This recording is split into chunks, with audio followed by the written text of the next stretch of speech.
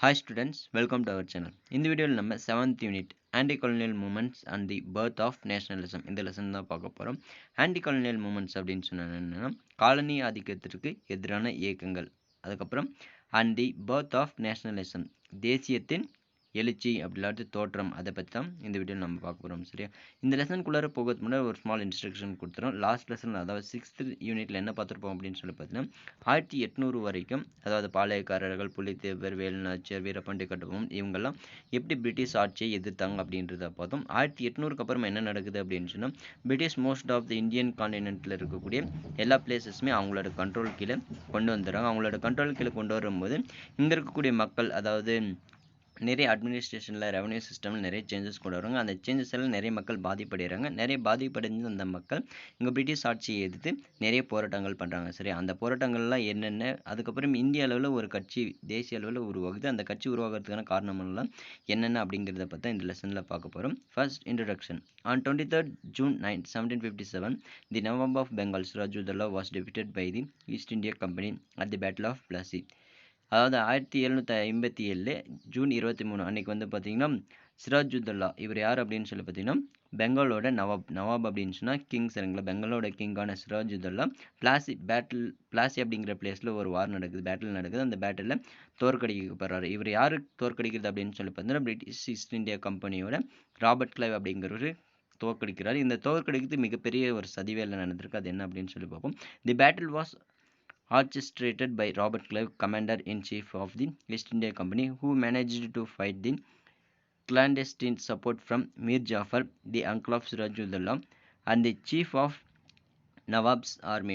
இவர் Robert Clive முக்கியமாக win பண்ணுறதுக்கு என்ன ரீசன் அப்படின்னு சொல்லி பார்த்தீங்கன்னா சிராஜுத்தோலோட சித்தப்பாவை இருக்கக்கூடிய மீர் ஜாஃபர் தான் இதுக்கு ஒரு முக்கியமான காரணம். மீர் ஜாஃபர் யார் அப்படின்னு சொல்லி பார்த்தா சிராஜுத்தோலோட சித்தப்பா. அது மட்டும் இல்லாமல் சிராஜுத்தோலோட படை தளபதியும் கூட. இவர் மீர் ஜாஃபர் ராபர்ட் கிளைவுக்கு சப்போர்ட் பண்ணுறதுனால அவர் ஈஸியாக வின் பண்ணிடுறாரு. சரி, Clive's was helped by the Jagat Seths money lenders from Bengal who were aggrieved by Sirajuddaulah's policy.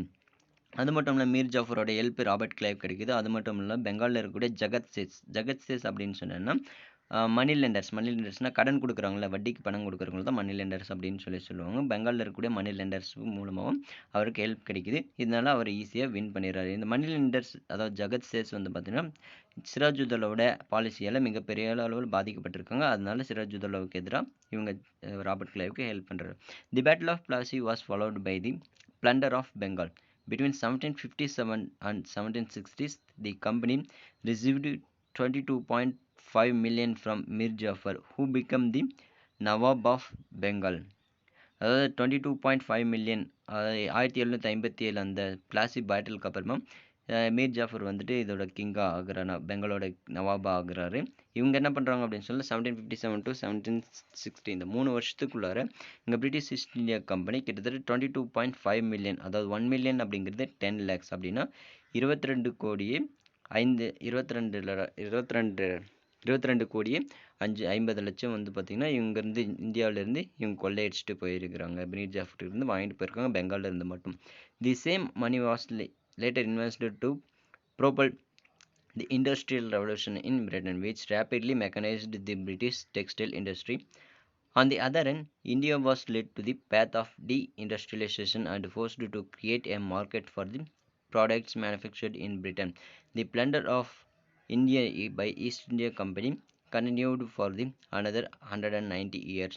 இந்த 22 கோடி ரூபாய் எடுத்துகிட்டு போனாங்க அப்படின்னு சொன்னோம் இல்லையா. இந்த 22 கோடி ரூபாய் என்ன பண்ணுறாங்க அப்படின்னு சொல்லி பார்த்தீங்கன்னா அங்கே பிரிட்டிஷில் இருக்கக்கூடிய இண்டஸ்ட்ரீஸை நிறைய மெக்கனைஸ்டு இன்னும் டெவலப் பண்ணுறாங்க. சரிங்களா, டெவலப் பண்ணுறதுனால நிறைய இண்டஸ்ட்ரியல் ரெவல்யூஷன், நிறைய கம்பெனிஸ் ஆரம்பிக்கும் போது நிறைய ப்ராடக்ட்ஸை ப்ரொடியூஸ் பண்ணுறாங்க. நிறைய ப்ராடக்ட்ஸை ப்ரொடியூஸ் பண்ணும்போது அதை சேல் பண்ணுறதுக்கு அவங்களுக்கு ஒரு மார்க்கெட் தேவைப்படுது. அந்த மார்க்கெட்டை நம்மளோட இந்தியாவை பயன்படுத்தணும் அப்படிங்கிறதுக்காக நம்மளோட இந்தியாவில் இருக்கக்கூடிய கம்பெனிஸ் எதுவுமே டெவலப் பண்ணுறது கிடையாது. டெவலப் பண்ணாததுனால இங்கே இருக்கக்கூடிய மக்கள் எல்லாமே அவங்களோட ப்ராடக்ட்ஸ் வாங்கணும் அப்படிங்கிறதுனால டீஇண்டஸ்ட்ரியலைசேஷன் அப்படிங்கிறது இங்கே யூஸ் பண்ணுறாங்க. அந்த இண்டஸ்ட்ரியல் ரெவல்யூஷன் அப்படிங்கிறது பிரிட்டிஷில் வருது. சரியா, இது மூலமாக இங்கே இருக்கக்கூடிய நிறைய அடுத்து ஒரு 190 வருஷங்களுக்கு பார்த்தீங்கன்னா பிளண்டர் அப்படின்னு சொன்னோன்னா கொள்ளை. இந்த கொள்ளை இந்த நம்மக்கிட்ட இருக்கக்கூடிய ரிசோர்ஸஸை கொள்ளையடிக்கக்கூடிய முயற்சி அடுத்து 190 வருடங்கள் கண்டினியூ ஆயிடுச்சு அப்படின்னு சொல்கிறாங்க. சரிங்களா, and then after Plassey the British adopted a policy of territorial expansion, அதாவது பிளாசி போருக்கு அப்புறமா டெரிட்டோரியல் எக்ஸ்பான்ஷன் அப்படிங்கிறது நிலங்களை ஆக்கிரமிக்கிறது அப்படிங்கிற ஒரு கொள்கையை ஃபாலோ பண்ணுறாங்க. Soon the remaining parts of the Indian subcontinent came under the their control. The British brought systematic changes in land revenue administration, army policies, judicial system and other institutions of governments. மோஸ்ட்டாக அவங்க எதிர்பார்த்த மாதிரி இந்தியாவில் இருக்கக்கூடிய நிறைய பகுதிகள் அவங்களோட control கீழே வந்துடுது. அது மூலமாக அவங்க நிறைய ரெவன்யூ அப்படின்னு சொன்னால் டேக்ஸ் வாங்குற சிஸ்டம், அதுக்கடுத்து ஆர்மி, போலீஸ், ஜுடிஷியல், இந்த மாதிரி எல்லா சிஸ்டம்ஸ்லையும் அவங்க நிறைய சேஞ்சஸ் கொண்டு வராங்க. The early Indians responses to the colonial explorations and the colonial political and economic dominations consisted of two elements. The responses in the late 18th and the early 19th century was restorative in nature. restorative அப்படின்னு சொன்னோம்னா 19th centuryலையும் 18th centuryயோட ஸ்டார்டிங்லேயும் வந்து பார்த்தீங்கன்னா restorative, இதாவது British இருக்கிறதுக்கு முன்னாடி எப்படி இருந்துச்சோ மறுகட்டமைப்பு அப்படின்னு சொல்லுவாங்க, மறுமலர்ச்சி. ஃபஸ்ட்டு பிரிட்டிஷ் வர்றதுக்கு முன்னாடி இந்தியா எப்படி இருந்துச்சோ அதே மாதிரி சிஸ்டம் கொண்டு வரணும் அப்படின்னு சொல்லி போராடுறாங்க. The second response appeared in the second half of the 19th century in the form of Indian nationalist imagined the India is nation emphasizing on the consequences of unity and national aspiration. 19th centuryக்கு பாதிக்கு அப்புறமா தான் இந்தியாவில் இருக்கக்கூடிய பீப்புள்ஸ்க்கெல்லாம் தெரிய வருது, நம்மளோட India அப்படிங்கிற country வந்து பார்த்தீங்கன்னா எல்லாரும் ஒன்றா இருக்கணும், ஒன்றா சேர்ந்து போராடணும் அப்படின்றதுக்காக ஒரு நேஷனல் லெவலில் ஒரு ஆர்கனைசேஷன் வேணும் அப்படிங்கிறது தெரிய வருது. சரி, அதுக்கடுத்து in this lesson the story of resistance and the various range of responses against the British rule in the Indian subcontinent from the early and mid 19th century to the early 20th century are outlined. அதாவது story of resistance அப்படின்னு சொன்னால் அவங்களுக்கு British ஆட்சியை எதிர்த்து வந்து புரட்சிகள், கழகங்கள், இந்த மாதிரி எதிர்ப்புகளை பற்றி தான் இந்த லெசனில் பார்க்க போகிறோம் அப்படின்னு சொல்லியிருக்காங்க. தி British rule, it is policies and administrative apparatus which adversely affected almost the sections of the society and analyzed. இந்த லெசனில் நம்ம பிரிட்டிஷ் ரூல் எப்படி ரூல் பண்ணாங்க, அவங்களோட பாலிசிஸ் என்ன, அவங்களோட அட்மினிஸ்ட்ரேட்டிவ் சிஸ்டம்ஸ் என்ன அப்படிங்கிறதெல்லாம் எப்படி இங்கே இருக்கக்கூடிய மக்கள் பாதிக்கப்பட்டாங்க அப்படிங்கிறத பற்றி பார்ப்போம். சரிங்களா? தென் peasant and tribal resistance. Besant அப்படின்னு சொன்னால் ஃபார்மர்ஸ், ட்ரைபல் அப்படின்னு சொன்னால் பழங்குடியின மக்கள், மலைப்பகுதியில் வாழக்கூடிய மக்கள், அப்படி பழங்குடியின மக்கள் அப்படின்னு சொல்லுவாங்க. பிசன்ஸ் அப்படின்னு சொன்னால் ஃபார்மர்ஸ், விவசாயிகள். சரிங்களா? When the urban elite, urban அப்படின்னு சொன்னால் சிட்டிஸ், எலைட் அப்படின்னு சொன்னால் ரிச் பீப்புள்ஸ், சிட்டியில் இருக்கக்கூடிய rich peoples of the India busy responding to the western ideas and rationality by engaging in various socio-religious reforms movements. A far more aggressive responses to the British rule emerged in rural India. The traditional elite and peasantry along with the tribes revolted. They were not necessarily seeking the removal of British, but rather the restoration of pre-colonial order. இங்கே இருக்கக்கூடிய urban elite, அதாவது சிட்டியில் இருக்கக்கூடிய rich peoples எல்லாம் இங்கே இருக்கக்கூடிய ஃபார்மர்ஸை பற்றியோ அப்படிலாம் ட்ரைபல் பீப்புள்ஸை பற்றியோ எந்த ஒரு கவலையும் பண்ணுறதில்ல, பிரிட்டிஷ் பண்ணுறதெல்லாம் கரெக்டாக தான் இருக்குது அப்படின்னு சொல்லிட்டு யோசிக்கிறாங்க. சரி, பட் இந்த டைமில் இங்கே இருக்கக்கூடிய ட்ரைபல் பீப்புள்ஸும் அதுக்கடுத்து பெசன்ட்ஸும் என்ன பண்ணுறாங்க அப்படின்னு சொன்னால் பிரிட்டிஷ் ஆட்சியை எதிர்த்து போராடுறாங்க. பட் இந்த அர்பன் எலைட்ஸ் வந்துட்டு என்ன யோசிக்கிறாங்க, அதே மாதிரி இந்த பெசன்ட்ஸ் என்ன நினைக்கிறாங்க அப்படின்னு சொன்னால் அவங்களோட ஆட்சியை முழுக்க கொண்டு போகக்கூடாது, இதுக்கு மாறாக வந்து பார்த்தீங்கன்னா பிரிட்டிஷ் ஆட்சிக்கு வர்றதுக்கு முன்னாடி நம்மளோட இந்தியா எப்படி இருந்துச்சோ அந்த மாதிரியான ஒரு நிலைக்கு கொண்டு போகணும் அப்படின்னு சொல்கிறாங்க. The concept of private property rights in land, rigorous collection of land revenue, encroachments of tribal land by the non-tribal people, in the interference of Christian missionaries in the socio-religious life of the local people were few of the many issues which added to the sense of resentment against the British. First வந்து பார்த்தீங்கன்னா private property right அப்படிங்கிறது கொண்டு வராங்க. இது வரைக்குமே வந்து British rule ஆட்சி செய்கிறது வரைக்கும் யாருக்கும் ஒருத்தருக்கும் நிலம் வந்துட்டு இந்த நிலம் இவருக்கு சொந்தமானது, ப்ரைவேட் லேண்ட் ப்ராப்பர்ட்டி அப்படிங்கிற ரைட்ஸை வந்துட்டு யாருக்குமே கிடையாது. பிரிட்டிஷ் புதுசாக இந்த ப்ரைவேட் ப்ராப்பர்ட்டி ரைட்ஸ் அப்படிங்கிறத கொண்டு வராங்க, லேண்ட் ரெவன்யூ சிஸ்டம் கொண்டு வராங்க. அதுக்கடுத்து புதுசாக கிறிஸ்டின் மிஷினரிஸை வந்து கொண்டு வராங்க. சரிங்களா? இது எல்லாமே வந்து பார்த்தோன்னா இங்கே இருக்கக்கூடிய பெசன்ட்ஸும் அதே மாதிரி ட்ரைபல் பீப்புள்ஸும் பிரிட்டிஷ்க்கு எதிராக செயல்படுறதுக்கு முக்கிய காரணமாக இருக்குது. சரி, the tribal people in particular started looking at themselves invaders and encroachers. அதாவது ட்ரைபல் பீப்புள்ஸ் அவங்கள பிரிட்டிஷ்காரங்களை என்னென்ன நினைக்கிறாங்க அப்படின்னு சொல்லி பார்த்தீங்கன்னா அவங்களுக்கு எதிராக நமக்கு எதிராக படையெடுத்து வந்தவங்க இவங்க. இன்வேடர்ஸ் அப்படின்னு சொன்னால் படையெடுப்பாளைகள் அப்படின்னு சொல்லுவாங்க. படையெடுப்பாளைகள் அப்படி இல்லாட்டி நம்மளை கொள்ளையடிக்க வந்திருக்கவங்க இந்த பிரிட்டிஷ் பீப்புள்ஸ் அப்படின்னு சொல்லிட்டு ஒரு தாட் வந்துட்டு இங்கே இருக்கக்கூடிய ட்ரைபல் பீப்புள்ஸ் மலைவாழ் மக்களுக்கு ஏற்பட ஆரம்பிக்குது. The fundamental aspects of various tribal and peasants revolts that was that all of the tried to eliminate the most immediate and visible causes of their misery. There were nearly 100 peasants uprising during the British rule. They can be classified in the following categories. British rule பண்ணிட்டு இருக்கும்போது நூற்றுக்கணக்கான பெசன்ஸ் அப்படின்னு சொன்னால் farmers சரிங்களா. Farmers அதாவது விவசாயிகளின் புரட்சிகள் அப்படின்னா விவசாயிகளின் கிளர்ச்சிகள், விவசாயிகளின் போராட்டங்கள் அப்படின்னு சொன்னால் கிட்டத்தட்ட 100க்கும் மேற்பட்ட விவசாய கிளர்ச்சிகள் போராட்டங்கள் ஏற்பட்டிருக்கு அப்படின்னு சொல்கிறாங்க. அதை ஒரு 4 டைப்பாக பிரிக்கிறாங்க சரிங்களா. ஒன்று வந்து பார்த்தீங்கன்னா ரெஸ்டரேட்டிவ் ரிபெல்லியன். ரெஸ்டரேட்டிவ் ரிபெல்லியன் அப்படின்னு சொல்லி பார்த்தீங்கன்னா மறுசீரமைத்தல். ரீஸ்டோரேட்டிவ் மறுசீரமைத்தலுக்கான. ரிபெல்லியன் அப்படின்னு சொன்னால் கிளர்ச்சி அப்படின்னா புரட்சி அப்படின்னு சொல்லுவாங்க. அஜிடேஷன் அப்படின்னு சொன்னாலும் புரட்சி சரியா. Agitation of this type of relates to attempts to restore old order or old social relations. ஆரம்ப காலத்தில் பிரிட்டிஷ் ரூல் வர்றதுக்கு முன்னாடி எப்படி இருந்துச்சோ அந்த மாதிரி அந்த நிலைக்கு மறுபடியும் இந்தியாவை கொண்டு போகணும் அப்படிங்கிறது தான் ரெஸ்ட்ரிக்டிவ் ரெபெலியன்ஸ். அண்ட் ரிலீஜியஸ் மூமெண்ட்ஸ் அதாவது சமய இயக்கங்கள் அப்படின்னு சொல்லி ரிலீஜியஸ் அப்படின்னு சொன்னால் சமயம், மூமெண்ட்ஸ் அப்படின்னு சொன்னால் இயக்கங்கள். சச் அஜிடேஷன் இந்த மாதிரியான போராட்டங்கள் அஜிடேஷன் அப்படின்னு சொன்னால் போராட்டங்கள் were led by religious leaders who fought for the liberation அப்படின்னு சொன்னா விடுதலை of local populations of the restructuring society on certain religious principles. Religious மூமெண்ட்ஸ்னா இந்த சமய இயக்கங்கள் யாரு வழிநடத்தி கொண்டு போனாங்க அப்படின்னு சொல்லி பார்த்தீங்கன்னா சமய தலைவர்கள். இந்த சமய தலைவர்களில் எதுக்காக பாடுபட்டாங்க அப்படின்னு சொல்லி பார்த்தா அங்கே இருக்கிற லோக்கல் பீப்புள்ஸோட லிபரேஷன் அதாவது சுதந்திரத்துக்காக போராடுறாங்க சொல்லுங்க. அதாவது சோசியல் பேண்டிட்ரி. சோசியல் அப்படின்னு சொன்னால் சமூகம், பேண்டிட்ரி அப்படின்னு சொன்னால் கொள்கை சரியா, சமூக கொள்கை அப்படின்னு சொல்கிறாங்க.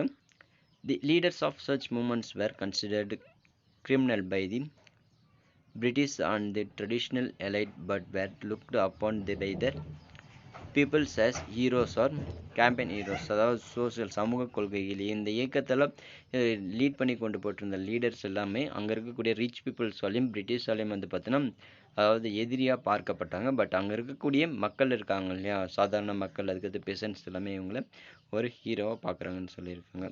தென் மாஸ் இன்ஸ்ட்ரக்ஷன் அப்படின்னு சொன்னால் மக்களின் கிளர்ச்சி. மாஸ் அப்படின்னு சொன்னால் பீப்புள் அண்ட் இன்ஸ்ட்ரக்ஷன் அப்படின்னு சொன்னால் கிளர்ச்சி சரி. And usually leaderless and spontaneous uprising. அதாவது லீடரே இல்லாமல் திடீர்னு ஸ்பான்டேனியஸ் அப்படின்னு சொன்னால் எதிர்பாராத அப்படிலாம் திடீர்னு ஏற்படக்கூடிய ஒரு புரட்சியை தான் மாஸ் இன்ஸ்ட்ரக்ஷன் அப்படின்னு சொல்கிறாங்க. Changes in the revenue system. British என்னென்ன சேஞ்சஸ் எல்லாம் கொண்டு வந்தாங்க அதில் ஏற்பட்ட ப்ராப்ளம்லாம் பார்ப்போம். Changes in the revenue system.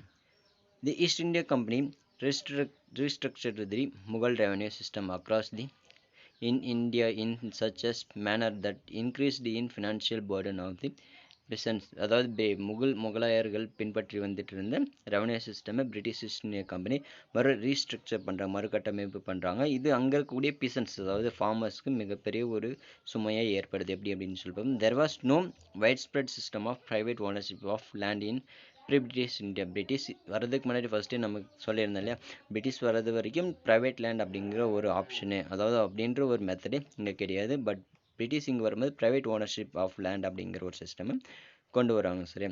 Pre British similarly zamindars and others who were to collect revenue and remit it to the government and never given the possession right on land. So the changes introduced by the British in land tenures as we studied in the standard 9th significantly altered the agrarian relations. இப்போ British வந்து என்ன பண்ணுறாங்க அப்படின்னு சொல்லும்போது ஜமீன்தாருக்கும் அவங்க ஜமீன்தார் இந்த மாதிரி land Lord's அவங்க கிட்ட எல்லாமே வந்து பார்த்தீங்கன்னா லேண்டை கொடுத்துட்றாங்க. நீங்கள் எங்களுக்கு இந்த லேண்டை வச்சுக்கோங்க, இந்த லேண்டில் எவ்வளோ பேரெல்லாம் வேலைக்கு வச்சுக்கோங்க. பட் இந்த லேண்டுக்கான இப்போ 100 ஏக்கர் இருக்குது அப்படின்னு சொல்லி இந்த 100 ஏக்கருக்கு எங்களுக்கு இவ்வளோ நீங்கள் டேக்ஸ் கட்டணும் அப்படின்னு சொல்லுவாங்க. இந்த ஜமீன்தார்ஸ் அந்த இருக்கக்கூடிய பீசன்ஸ்க்கு நிலங்களை வாடகைக்கு விட்டு அவங்ககிட்ட டேக்ஸ் கலெக்ட் பண்ணி கவர்மெண்ட்டுக்கு சப்மிட் பண்ணுவாங்க சரிங்களா. அதுக்கடுத்து subletting of land. The practices of letting out of subletting அப்படின்னு சொன்னால் கீழ்குத்தகை அப்படின்னு சொல்லுவாங்க சரிங்களா. கீழ்குத்தகை அதாவது பிரிட்டிஷ் கிட்ட இருந்து ஜமீன்தார் வாங்குறாங்க, ஜமீன்தார் இன்னொருத்தருக்கு வாடகைக்கு கொடுக்குறோம், அப்படி இல்லாட்டி குத்தகைக்கு விடுறது தான் சப்லெட்டிங் ஆஃப் லேண்ட் அப்படின்னு சொல்லி. ஸோ இந்த practice of letting out and subletting of land complicated to agrarian relations. Jamindars often sublet land to many subordinate lords who were in the return collect to a fixed amount of revenue from the peasants. This increased the tax burden of the peasants. இப்போ வந்து பார்த்தீங்கன்னா ஜமீன்தார்ஸ் அப்படிலாம் landlords கிட்ட British East India company கொடுக்குறாங்க. அந்த landlords அவங்களுக்கு கீழே இருக்கக்கூடிய அவங்களோட ஃப்ரெண்ட்ஸ் ரிலேட்டிவ்ஸ்க்கு அந்த லேண்டை கொடுக்குறாங்க. இப்போ வந்து பார்த்தீங்கன்னா இப்போது பிரிட்டிஷ் 10 ரூபா டேக்ஸ் விதிச்சாங்க அப்படின்னு சொன்னால் ஜமீன்தார்ஸ் ஒரு 15 ரூபா விதிப்பாங்க. பட் ஏதாவது அவங்க ஃப்ரெண்ட்ஸ் ரிலேட்டிவ்ஸ் இருக்காங்க இல்லையா, அவங்க வந்து பார்த்தீங்கன்னா இன்னொரு 5 ரூபா சேர்த்து 20 ருபீஸ் கொடுக்கணும். பட் இங்கே பிசன்ஸ் அதாவது ஃபார்மர்ஸ் பே பண்ண வேண்டிய அந்த 10 ருபீஸ் டேக்ஸ் இங்கே 20 ருபீஸாக அதாவது இன்க்ரீஸ் ஆகி வர்றதுனால இங்கே இருக்கக்கூடிய மக்களுக்கு இந்த சிஸ்டம் வந்துட்டு மிகப்பெரிய ஒரு பேர்டனாக இருக்குது. சரியா, இதே இது போராட்டங்கள் நடக்குது. அதெல்லாம் என்னென்ன போராட்டங்கள் அப்படின்னு சொல்லி பார்ப்போம். பிசன்ட் அப்ரைசிங்ஸ், அதாவது பிசன்ட் அப்படின்னு சொன்னா விவசாயிகள், அப்ரைசிங் அப்படின்னு சொன்னால் கிளர்ச்சிகள், விவசாயிகளின் கிளர்ச்சிகள் என்னென்னலாம் அப்படின்னு சொல்லி பார்ப்போம். The peasants revolutions began to erupt in early 19th century and continued till the very end of the British rule in India. அதாவது 19th centuryயோட ஸ்டார்டிங்கில் இந்த எரப்ட் அப்படின்னு சொன்னால் வெடிக்க ஆரம்பிக்குது. பிசன்ட் அப்ரைசிங்ஸ் அதாவது ஃபார்மர்ஸோட போராட்டங்கள் வெடிக்க ஆரம்பிக்குது 19th centuryயில் ஸ்டார்டிங்கில். பிரிட்டிஷோட ஆட்சி முடிவுக்கு வர்றது வரைக்குமே இந்தியாவில் இந்த விவசாயிகளின் கிளர்ச்சிகள் போராட்டங்கள் நடந்துட்டு தான் இருந்திருக்கு. Many of these revolts were led by religious leaders who treated the British rules as invasion into the socio-religious life of the people of India. இங்கே இருக்கக்கூடிய இந்த போராட்டங்கள் பெசன்ட் அப்ரைசிங்ஸ் இருக்கு இல்லையா, விவசாய கிளர்ச்சிகள் எல்லாமே இங்கே இருக்கக்கூடிய மத தலைவர்களால் வழிநடத்தப்பட்டிருக்கு அப்படின்னு சொல்லி சொல்கிறாங்க. சரி, இவங்க இந்தியா மீது போர் தொடுத்து வந்தவங்க, இந்தியாவில் இருக்கக்கூடிய எல்லா செல்வ வளங்களும் கொள்ளையடிச்சிட்டு போக வந்தவங்க அப்படின்னு சொல்லிட்டு அவங்க சரிக்கிறாங்க. அதில் முக்கியமான ஒரு மூமெண்ட் எது அப்படின்னு சொன்னால் ஃபராசி மூமெண்ட். ஃபராசி மூமெண்ட்டை யார் ஆரம்பிக்கிறாங்க, யார் வழிநடத்தி கொண்டு போகிறாங்க, இதில் முக்கியமான நோக்கம் என்னென்ன அப்படிங்கிறத பற்றி பார்ப்போம். Faraizi movement. Faraizi movement launched by Haji Shariatullah in 1818. Haji Shariatullah அப்படிங்கிறவர் தான் இந்த ஃபராசி மூமெண்ட் அப்படிங்கிறத ஆரம்பிக்கிறார் 1818.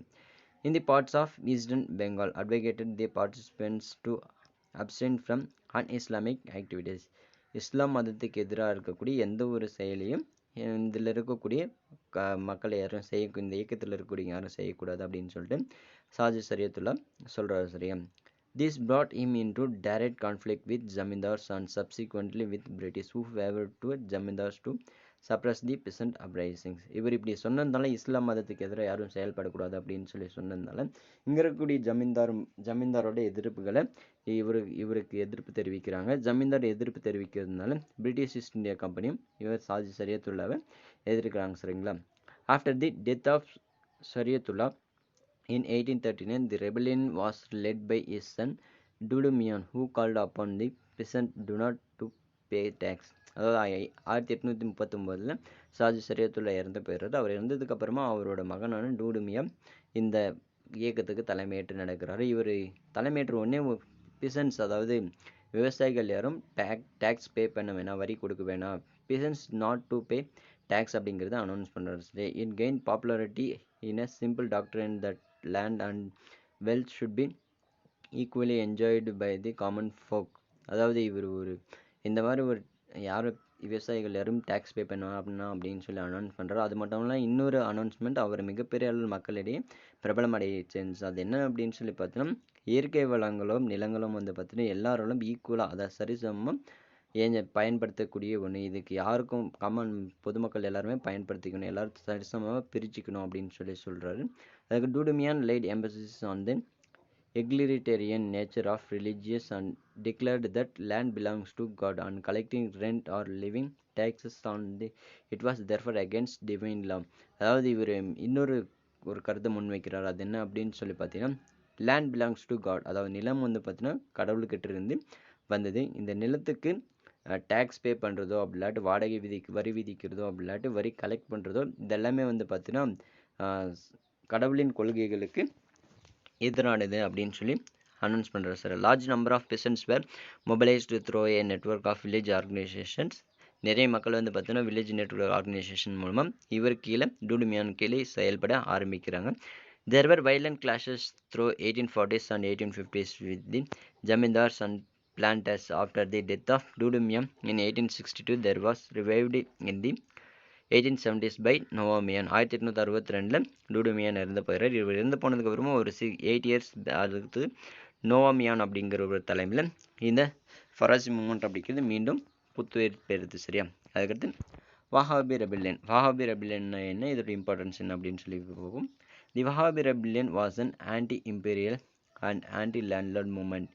It originated in around 1827 on the Bazarat region of Bengal. இது ஒரு இம்பார்ட்டன்ட்னு 1 மார்க் புக் பேக்கில் கேட்டிருக்காங்க, நோட் பண்ணிக்கோங்க. சரிங்களா? வஹாபி ரெபிலியன் அப்படிங்கிறது பார்த்தீங்கன்னா லேண்ட்லார்ட்ஸ்க்கு எதிராகவும் அங்கே இருக்கக்கூடிய பிரிட்டிஷ்க்கு எதிராகவும் ஏற்படுத்தப்பட்ட முதல் போராட்டம் அப்படின்னு சொல்லி சொல்கிறாங்க. 1827 நடக்குது. இது பராசத் அப்படிங்கிற பிளேஸில் நடக்குது. சரி, பராசத் எங்கே இருக்குது அப்படின்னு சொன்னால் பெங்காலில் இருக்குது. It was led by an Islamic preacher Titumir. Preacher அப்படின்னு சொன்னால் மத போதகர் அப்படின்னு சொல்லி சொல்லுவோம் இல்லையா, இஸ்லாமிய மத போதகரான டூடுமீரால் லீட் பண்ணப்பட்டு வந்திருக்கு தான் இந்த வஹாபி ரெபெல்லியன். சரியா? அதுக்கடுத்து the Titumir who was deeply influenced by Wahabi teachings, he become the influential figure among the predominantly Muslim peasantry oppressed under the coercive zamindari system. However, the fact that the majority of zamindars were Hindus gave this movement an anti in the competition. அது இங்கே இருக்கக்கூடிய இவர் டூடுமீர் என்ன பண்ணுறோம் அப்படின்னு சொல்லி பார்த்தீங்கன்னா, அங்கே இருக்கக்கூடிய விவசாயிகளை ஒன்று திரட்டி பிரிட்டிஷ்க்கு எதிராகவும் இந்த ஜமீன்தார் சிஸ்டத்துக்கு எதிராகவும் போராடுறது. ஆனால் இந்த போராடுற போது இந்த போராட்டத்துக்கு இங்கே இருக்கக்கூடிய ஜமீன்தார்கள்லாம் இந்துக்களாக இருக்கிறதுனால இந்த போராட்டத்துக்கு ஹிந்து மதத்துக்கு எதிராக இவங்க போராடுறாங்க. அப்படி இந்து மத சாயம் பூசப்பட்டது அப்படின்னு சொல்லலாம். ஆன்டி ஹிந்து காம்ப்ளெக்ஷன் அப்படின்னு சொன்னால் இந்து மத சாயம் பூசப்பட்டது, இந்து மதத்துக்கு எதிராக இவங்க போராட்டம் மதிக்கிறாங்க அப்படின்னு சொல்லி ஒரு போலியான தகவல் வெளியிடப்படுது. சரி, அதுக்கடுத்து on 6th November 1831 the first major attack was launched in the town of Purnia. 1831 November 6th Purnia அப்படிங்கிற டவுனில் வந்து பார்த்தீங்கன்னா முதல்ல போராட்டத்தை வெடிக்கிறாரு Titumir. Immediately declare freedom from British rule. அந்த பூர்ணியா டவுன் இருக்குல்ல, அந்த பூர்ணியா டவுன் பிரிட்டிஷ் ரூல்லேருந்து நாங்கள் இண்டிபெண்டன்ஸ் வாங்கிட்டோம் அப்படின்னு சொல்லிட்டு உடனே டூடுமீர் அனௌன்ஸ் பண்ணுறாரு. இதனால் பிரிட்டிஷ் மிகப்பெரிய அளவில் கோபம் அடைகிறாங்க. இதனால் there was realization from the British and a large number of troops were sent to Nargalberia. Tudumir along with his 50 soldiers were killed in a struggle. இந்த போராட்டத்தில் இவ அனௌன்ஸ் பண்ண கொஞ்ச நாளில் வந்து பார்த்தீங்கன்னா பிரிட்டிஷ் மிகப்பெரிய அளவில் ஒரு ட்ரூப் அனுப்பி அவரும் அவர் கூட இருந்த 50 சோல்ஜர்ஸையும் கொல்லப்படுறாரு. சரியா? இந்த end of the peasant rebellion clearly showed an awareness of the power structure of in rural society and a strong will structure to restructure authority. The rebels were quite familiar with the political source of operation demonstrated in their actions against zamindari houses, their grain stocks and money lenders and the merchants. இங்கே இருக்கக்கூடிய டூடுமீரை கொண்டதுனால இங்கே இருக்கக்கூடிய மக்களுக்கு போராட்டக்காரர்களுக்கும் ஒரு விழிப்புணர்வு ஏற்படுது. நம்ம இந்த மாதிரி போராட்டம் பண்ணால் அவங்கள நம்மளை அடக்குவாங்க அப்படிங்கிறதுனால இங்கே இருக்கக்கூடிய மெர்ச்சன்ட்ஸ், அதாவது வியாபாரிகள், அதுக்கடுத்து ஜமீன்தார்ஸ், அவங்களுக்கு சொந்தமாக இருக்கக்கூடிய கிரானரிஸ், அதாவது தானிய களஞ்சியங்கள், இந்த மாதிரி அவங்களோட செல்வங்கள்ல எங்கெல்லாம் இருக்குமோ அதெல்லாம் சூறையாடுறாங்க. சரியா? At the time of the British state machinery which became forward to protect the local agents of operation was also attacked. These characteristics were reflected in the peasant movement in 20th century too. அதாவது ஜமீன்தார்ஸும் அங்கே இருக்கக்கூடிய மணி லெண்டர்ஸும் பிரிட்டிஷ்க்கு சப்போர்ட்டாக இருக்கிறதுனால இங்கே இருக்கக்கூடிய சாதாரண மக்கள் போராட்டம் பண்ணும்போது அப்படிலாட்டு போர் தொடுத்து வரும்போது இங்கே இருக்கக்கூடிய பிரிட்டிஷ் அவங்களோட சோல்ஜர்ஸை அனுப்பி அங்கே இருக்கக்கூடிய பீப்புள்ஸ்க்கும் ஜமீன்தார்ஸ்க்கும் மணி லெண்டர்ஸ்க்கும் பாதுகாப்பு கொடுக்குறாங்க. சரியா? தென் tribal uprising. Under the colonial rule for the first time in Indian history, government claimed their direct property right over forest. The British rule and its encouragements of commercialization of forests led to the disintegration of traditional tribal system. First British systemல வந்து பார்த்தீங்கன்னா காடுகள் இருக்குல்ல, இப்போ நம்ம forest areas எல்லாமே government சொந்தமான, நம்ம அங்கே போய் வீடோ அப்படி நிலமோ வாங்க முடியாது. பட் ஃபர்ஸ்ட் பிரிட்டிஷ் நம்மளோட இந்தியாவில் வந்து பார்த்தீங்கன்னா நீங்கள் காடை வந்துட்டு ஃபாரஸ்ட்டை அழிச்சிக்கலாம், ஃபாரஸ்ட்டை நீங்கள் வேணால் சொந்தம் கொண்டாடிக்கலாம் அப்படின்னு சொல்லிட்டு அனௌன்ஸ் பண்ணுறாங்க. அதாவது ப்ரைவேட் ப்ராப்பர்ட்டியாக இருக்கலாம், நீங்கள் ஒரு எவ்வளோ ஏக்கர் வேணாலும் நீங்கள் ப்ரைவேட் ப்ராப்பர்ட்டியாக இந்த ஃபாரஸ்ட்டை வாங்கிக்கலாம் அப்படின்றது வந்து அனௌன்ஸ் பண்ணுறாங்க. இதனால் என்ன ஆகுது அப்படின்னு சொல்லி பார்த்தீங்கன்னா, இங்கே இருக்கக்கூடிய ட்ரைபல் பீப்புள்ஸ் வந்து பார்த்தீங்கன்னா மிகப்பெரிய அளவில் அஃபெக்ட் ஆகுறாங்க. It encourage the incursion of tribal areas by the non-tribal people such as moneylenders, traders, land grabbers, and contractors. This led to the widespread loss of Adivasi land and their displacement from their traditional habits. இதனால் நிறைய மக்கள் மணி lenders, இங்கே இருக்கக்கூடிய ஜமீன்தார்ஸ், மணி lenders, landlords இவங்க எல்லாமே வந்து பார்த்தீங்கன்னா அங்கே இருக்க ட்ரைபல் பீப்புள்ஸ் இருக்கக்கூடிய பிளேசஸை ஆக்குபை பண்ணுறாங்க. ஏன் அப்படின்னு சொன்னால் அவங்களுக்கு நிறைய சோர்சஸ் இருக்கும், மரங்கள் கிடைக்கும், நிறைய வளங்கள் இருக்கிறதுனால அதெல்லாம் பயன்படும். அப்படிங்கிறதுனால நிறைய மணி லெண்டர்ஸ்லாம் அந்த காடுகளை வாங்கி அங்கே குடியேற ஆரம்பிக்கிறாங்க. இதனால் அங்கே இருக்கக்கூடிய மலைவாழ் மக்கள்லாம் மிகப்பெரிய அளவில் பாதிக்கப்படுறாங்க. சரிங்களா?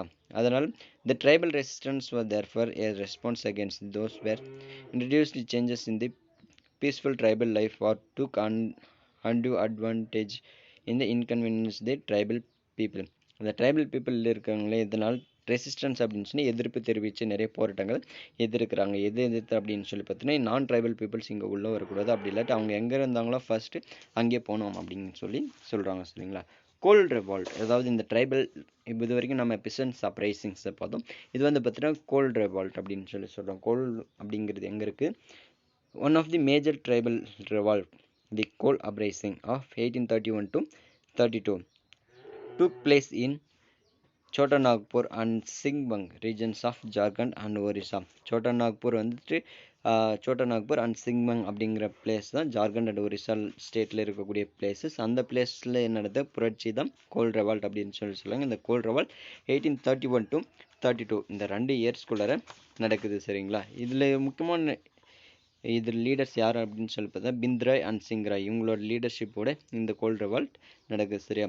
தி Raja of Chota Nagpur had leased out to money lenders the job of revenue collections, the usury and forcible evictions of tribal from their land to resettlement of coals. அங்கே இருக்கக்கூடிய அதாவது இந்த பீப்புள்ஸ் எல்லாமே என்ன பண்ணுறாங்க அப்படின்னு சிங்பங் அவங்க சோட்டா நாக்பூர் இந்த பிளேஸில் இருக்கக்கூடிய ட்ரைபல் பீப்புள்ஸுக்கு டேக்ஸ் கலெக்ட் பண்ணுற சிஸ்டம் அங்கே இருக்கக்கூடிய லோக்கல் பீப்புள்ஸ் மணி லெண்டர்ஸ் கிட்ட, அதாவது வட்டிக்கு பணம் கொடுக்குறாங்க இல்லையா, அவங்கக்கிட்ட கொடுக்குறாங்க. நீங்கள் எங்களுக்கு டேக்ஸ் கலெக்ட் பண்ணி கொடுங்க அப்படின்னு சொல்லி பிரிட்டிஷ் சொல்கிறாங்க. இந்த மணி லெண்டர்ஸ் எல்லாம் ஒரு சில அஃபிஷியல்ஸை வச்சு அவங்க கலெக்ட் பண்ணுறாங்க. இந்த அஃபிஷியல்ஸ் அங்கே இருக்கக்கூடிய ட்ரைபல் பீப்புள்ஸை ரொம்பவே கொடுமை பண்ணி டேக்ஸஸ் கலெக்ட் பண்ணுறாங்க. சரிங்களா? இருந்தாலும் அங்கே இருக்கக்கூடிய கோல்ஸ், அதாவது கோல் பீப்புள் வந்துட்டு ரொம்பவே பாதிக்கப்பட்டாங்க. The initial protest and resistance calls was in the form of plunder, arson and attacks on the properties of outsiders. அவங்களோட மற்ற மக்கள் இருக்காங்களே மணி லெண்டர்ஸ், ஜமீன்தார்ஸ், அவங்கெல்லாம் எந்தெந்த லேண்டெல்லாம் அவங்களோட கண்ட்ரோல் கீழே கொண்டு வந்திருக்காங்க அந்த லேண்டர்ஸ் எல்லாம் வந்து பார்த்தீங்கன்னா இவங்க தாக்குறாங்க. அதாவது பிளண்டர்ஸ், ஆர்சன் அப்படின்னு சொல்லி பார்த்தீங்கன்னா பிளண்டர்ஸ் அப்படின்னு சொன்னால் உழவர்கள், ஆர்சன் அப்படின்னு சொல்லி பார்த்தீங்கன்னா கொத்தனார்கள், இவங்க எல்லாருமே வந்து பார்த்தீங்கன்னா அவங்கள எதிர்த்து போராடுறாங்க. சரிங்களா? தென் adopted varied methods of spread their message such as the beating of drums and circulating of arrows accompanied the warning to all outsiders to leave. இவங்க வந்துட்டு மத்தெல்லாம் தட்டியும் அதே மாதிரி அங்கே இருக்கக்கூடிய வில் அம்பு இருக்கு இல்லையா, அந்த அம்புகளை தாக்கியும் அம்புகள் மூலமாக தாக்கியும் இங்கே இருக்கக்கூடிய அவுட்லேண்டர்ஸ் எல்லாமே அவுட்சைடர்ஸ் எல்லாமே வெளியே போங்க அப்படின்னு சொல்லிட்டு அவங்களுடைய எதிர்ப்புகளை தெரிவிக்கிறாங்க. சரிங்களா? And goals organised and instruction in 1831 to 31, அதாவது மிகப்பெரிய ஒரு புரட்சி அப்படிலாட்டு கிளர்ச்சியை வந்து பார்த்தீங்கன்னா இவங்க ஏற்படுத்துகிறாங்க. கோல் மக்கள் 1831 to 32 ஏற்படுத்துகிறாங்க. சரிங்களா? அதுக்கடுத்து வந்து பார்த்தீங்கன்னா இதனால் இந்த கிளர்ச்சி மூலமாக என்ன ஆகுது அப்படின்னு சொல்லி பார்த்தீங்கன்னா which was directed against government officers and money lenders. The Kol rebels took the control of the king's palace. The even succeeded in forming and independent government there. இங்கே கிங் இருக்கார்ல, அந்த கிங் இருக்கக்கூடிய கோட்டையை கைப்பற்றினாலும் அவங்களோட சுதந்திர ஆட்சியை அனௌன்ஸ் பண்ணுறாங்க. சுதந்திர அரசு அவங்களால அமைக்க முடிஞ்சாலுமே பிரிட்டிஷ் என்ன பண்ணுறாங்க அப்படின்னு சொன்னால் சப்ரஸ்ட் அப்படின்னு சொன்னால் ஒழுக்கப்பட்டது.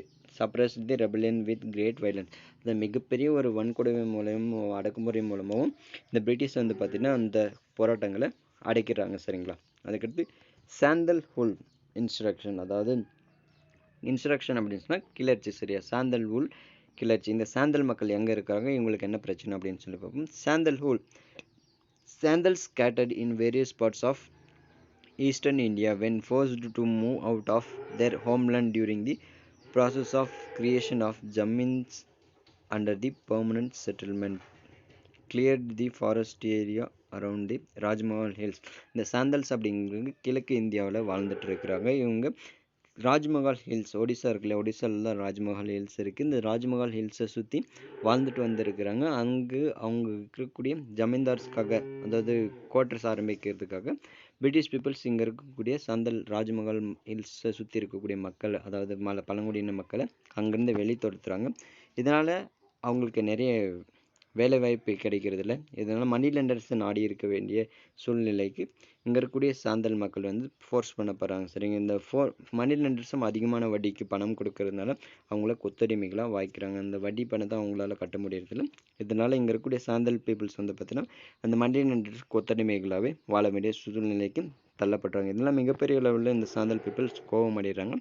Besides this, Sandals also felt neglected under the corrupted British administration and their inability to render their justice to their legislative grievances.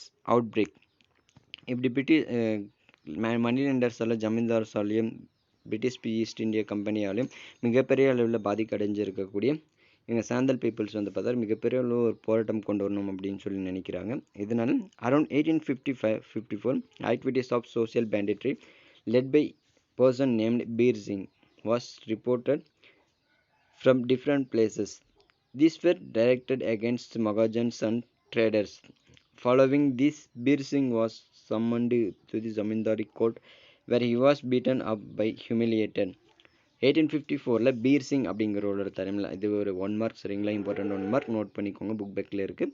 1854 social பேண்டிட்ரி, அதாவது சமூக பேண்டிட்ரி அப்படின்னு சொன்னால் கொள்ளை, சமூக கொள்ளையை வந்துட்டு பீர் சிங்கோட தலைமையில் அங்கே இருக்கக்கூடிய பர்சன்ஸ் வந்துட்டு கொண்டு போகிறாங்க.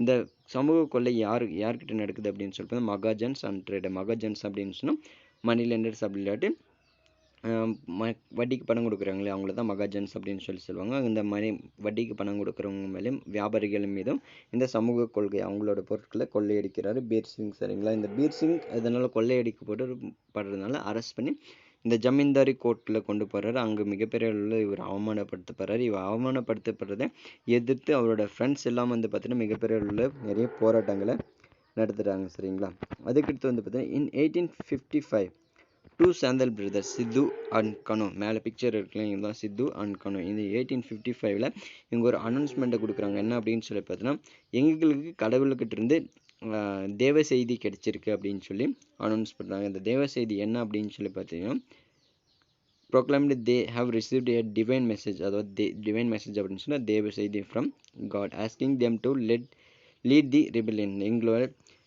இந்த போராட்டங்களை லீட் பண்ணி தலைமை தாங்க கொண்டு போக சொல்லியிருக்கிறாரு கடவுள் அப்படின்னு சொல்கிறாங்க. On June 30, 1855 they announced that God has ordered them to slaughter all the Mahajans and the Ragas, to banish the traders and jamindars and all rich Bengalis from the country, and to fight all who resisted them, for the bullets of their enemies would be turned into water. Two Daragas chief police officers were killed by the Santhal crowd. 1855 இந்த போராட்டங்களில் சாந்தல் புரட்சி எங்களை 2 பேரும் வழிநடத்தி கொண்டு போக சொல்லி கடவுள்கிட்ட தேவ செய்தி வந்திருக்கு. நம்மளை யார் எதிர்க்கிறாங்களோ, அதாவது மகாஜன்ஸ், தரோகாஸ், இவங்க எல்லாருமே வந்து பார்த்தா கொன்று குவிக்கோட இருக்காங்க. எங்களை எதிர்த்து வரக்கூடிய ஒவ்வொரு குண்டுகளும் தண்ணீர் மாதிரி மாறிடும் அப்படின்னு சொல்லி சொல்கிறாங்க. இந்த போராட்டத்தில் 2 தரோகாஸ் அப்படின்னு சொன்னால் police chief police officers, 2 chief police officers கொல்ல போகிறாங்க இந்த சாந்தல் புரட்சியில். By the July 1855, the rebellion has taken the of open insurrection against the Maghajans of Jamindars and British officials. They marched with bows and poisoned arrows, axes and swords, taking over the Rajmahal and Bhagalpur. By proclaiming them the company rule was about to end. 1885 ஜூலையில் வந்து பார்த்தீங்கன்னா மிகப்பெரிய அளவில் open instruction, மிகப்பெரிய அளவில் அடக்குமுறை கிளர்ச்சி, அதாவது திறந்த வெளி புரட்சியை கொண்டு போகிறாங்க. இங்கே இருக்கக்கூடிய மக்கள் என்ன பண்ணுறாங்க அப்படின்னு சொல்லி பார்த்தா ஜமீன்தார்ஸ்க்கு எதிராக, பிரிட்டிஷ் அஃபிஷியல்ஸ்க்கு எதிராகவும், மகாஜன்ஸ்க்கு மணி லெண்டர்ஸ்க்கு எதிராகவும் போராட்டங்களை கொண்டு போகிறாங்க. அவங்க நிறைய ஈட்டிகளும் அம்புகளும் கொண்டு போகிறாங்க. அதாவது ஈட்டிகளில் விஷம் தடவப்பட்ட ஈட்டிகள்லாம் கொண்டு போய் மிகப்பெரிய அளவு போராட்டங்களை கொண்டு போகிறாங்க. எதுக்காக அப்படின்னு சொல்லி பிரிட்டிஷ் ஈஸ்ட் இந்தியா கம்பெனியோட ஆட்சி முடிவுக்கு கொண்டு வரணும் அப்படின்னு சொல்லி அனௌன்ஸ் பண்ணிகிட்டே போகிறாங்க. சரிங்களா, Uh, in the responsive villages were raided near properties destroyed by the British. Nearly 15 to 25,000 rebels were murdered before the insurrection was finally suppressed. Uh, these events compelled the British government to restructure the policies towards the tribal people. இந்த போராட்டங்கள் இந்த கோல் கிளர்ச்சியோட முடிவில் வந்து பார்த்தீங்கன்னா கிட்டத்தட்ட 15,000 25,000 மக்கள் வந்து பார்த்தீங்கன்னா கொல்லப்பட்டிருக்கிறாங்க அப்படின்னு சொல்லியிருக்காங்க சரிங்களா. இந்த மிகப்பெரிய அளவில் படுகொலை நடந்ததுனால பிரிட்டிஷ் அப்போ யோசிக்கிறாங்க, ஓ இவ்வளோ பேர் போராடுறதுனால நம்ம ட்ரைபல் பீப்புளுக்கான பாலிசிஸில் நம்ம ஒரு சில சேஞ்சஸ் கொண்டு வரணும் அப்படின்னு சொல்லி மறுகட்டமைப்பு பண்ணுறாங்க. இன் 1885 the act was passed to regulate the territories occupied by Sandals. The act formed the territory into a separate division called Sandal propaganda. சொல்லுங்க.